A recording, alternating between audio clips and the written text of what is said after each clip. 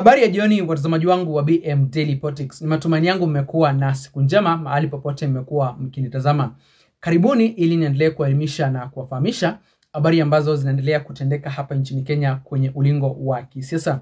Na watazamaji, siku chache zilizopita kuna habari ambazo zimekuwa zikigonga vichwa vya habari kuhusiana na afya ya kinara wa ODM Mheshimiwa Oburu Odinga. Na habari zimekuwa zikisema ya kwamba Oburu Odinga alikuwa amesafiri na kuelekea kule Dubai ambako alikuwa ameenda kupata matibabu ya hali ya juu. Ni habari ambazo watazamaji wangu zilitofautiana na ripoti ambayo tulipata kutoka kwa familia ya Oburu Odinga, kwa sababu kulingana na familia ya Oburu Odinga, wao wanasema ya kwamba Oburu Odinga alikuwa ameenda kupumzika kule Dubai, bali hakuwa ameenda kupata matibabu. Lakini unajua watazamaji wangu, kuna mambo mengine ambayo inakuwa ni vigumu kuyaficha, kwa sababu baada ya Oburu Odinga kurudi hapa nchini Kenya, hali yake ya afya inaonekana bado haiko sawa kabisa.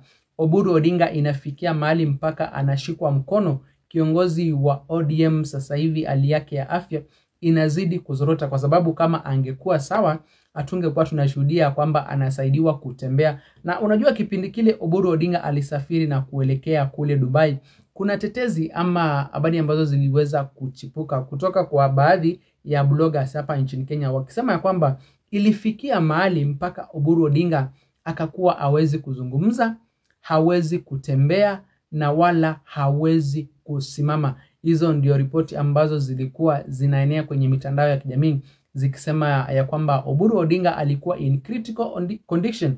Na kuna baadhi ya bloggers ambao ni tajika hapa nchini Kenya kama vile Maverick Kaoko ambao walikuwa wanaendelea kuwaelezea wananchi kuhusiana na afya ya Oburu Odinga. Na kwa hiyo watazamaji wangu, lisamalo lipo na kama alipo laja. Sasa wananchi wameanza kujionea hali halisi ya kinara wa ODM Mheshimiwa Oburu Odinga.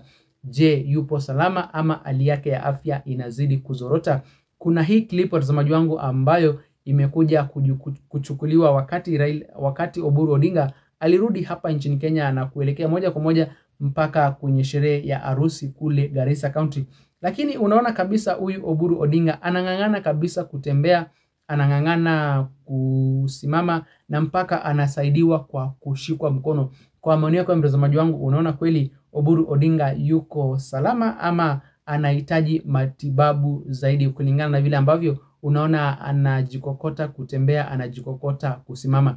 Kabla ziendelee kukuelimisha na kufahamisha zaidi watazamaji wangu kuhusiana na afya ya Oburu Odinga, ningependa kukuomba ujiunge nami hapa BM Daily Politics kwa kusubscribe, ndiposa ukue kwanza kuzipata habari punde tunapozichapisha, na pia uweze kulike, kushare na comment, ndiposa ujumbe ama habari zetu ziweze kuwa recommended kwa watazamaji wengi zaidi.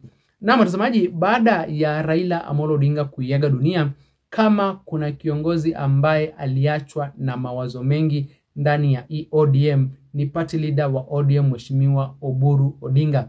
Kama kuna kiongozi ambaye anapitia changamoto sasa hivi ndani ya ODM, ni huyu Oburu Odinga, kwa sababu hata bado hawajamaliza kumuomboleza aliyekuwa kinara wa ODM Mheshimiwa Oburu Odinga, na tayari kuna msiba mwingine ambao umeingia ndani ya familia ya Raila Amolo Odinga. Siku chache zilizopita, wakati Oburu Odinga yeye alikuwa anaendelea kupumzika ama kupokea matibabu kule Dubai, naye dadake huku nchini Kenya aliweza kupoteza maisha yake. Na sasa watazamaji wangu, ni kama mawazo yamezidi kwa Oburu Odinga vile ambavyo atashughulikia ili swala lote. Bado hajamaliza kumuomboleza ndugu yake, na sasa dada yake na yeye ameweza kupoteza maisha yake. Watazamaji wangu, tukiachana na hizo habari kutoka kwenye upande wa ODM, tukurudi hapa ndani ya United Opposition. Nao wanaendelea kujipanga vile ambavyo watakabiliana na William Samoei Ruto pale mwaka wa 2027, lakini hawajui watafanya vipi, kwa sababu serikali ya William Samoei Ruto nayo ni kama imeanza kutumia nguvu zaidi ili kuwadhibiti hawa viongozi wa United Opposition.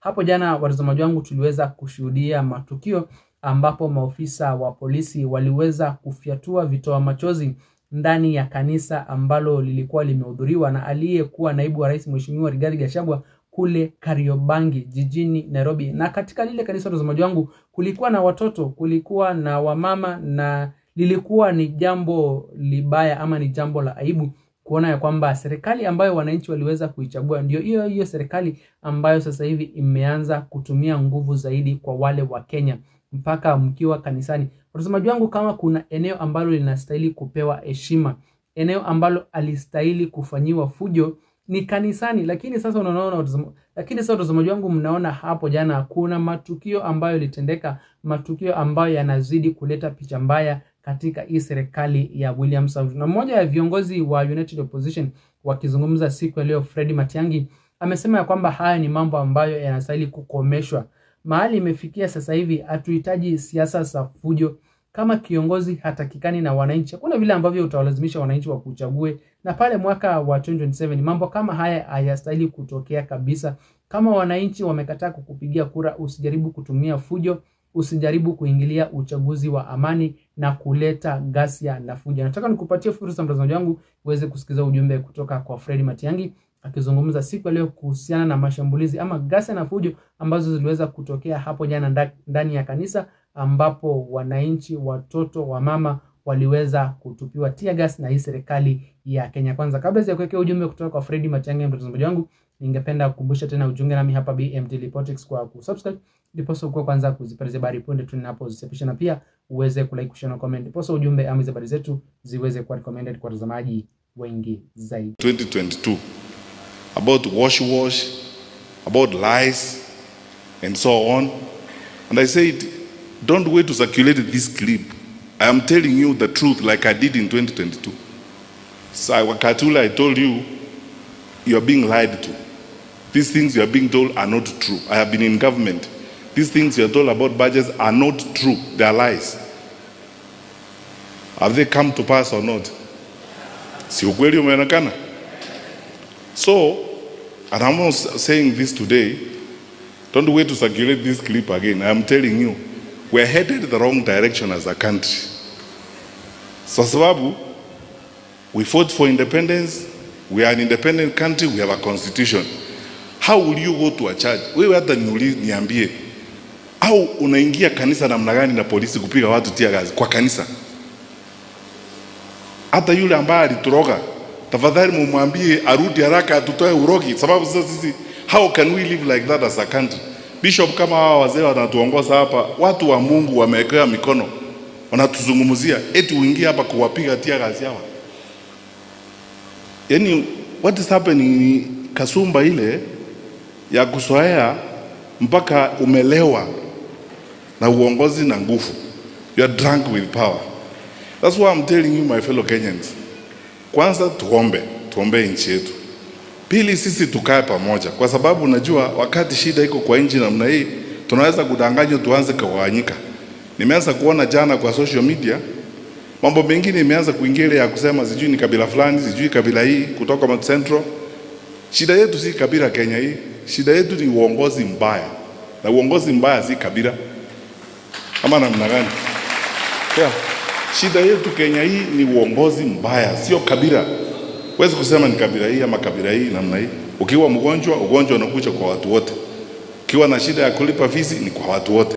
Na watazamaji, uchaguzi wa mwaka wa 2027 ni uchaguzi ambao utakuwa ni wa kipekee, kwa sababu tayari wananchi wako na picha kuhusiana na mambo ambayo yatatendeka pale mwaka wa 2027. Huu uchaguzi mdogo ambao umefanyika huu mwaka wa 2025 ni mfano wa mambo ambayo yatatokea ama mambo ambayo yatafanywa na hii serikali ya Kenya Kwanza kwenye uchaguzi mkubwa wa mwaka wa 2027.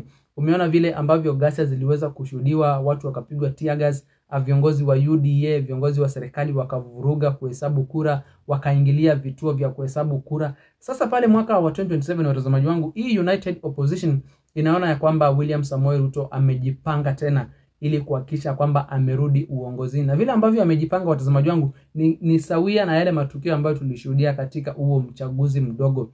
Je, kutashuhudiwa fujo na ghasia? Na William Samoei Ruto atafanya vipi? IEBC itafanya vipi ili kuzuia hizi fujo na ghasia? Kwa sababu kama vile ambavyo nimeeleza watazamaji wangu, hakuna vile ambavyo mnaweza kuwalazimisha wananchi wachague viongozi ambao hawataki. Na kwa mimi hapa watazamaji wangu, lakini nyinyi sijui mko na maoni gani kuhusiana na hizo ripoti ambazo tunazipata kutoka kwa ODM na vile ambavyo umeona afya ya Oburu Odinga ni kama haiko sawa kabisa.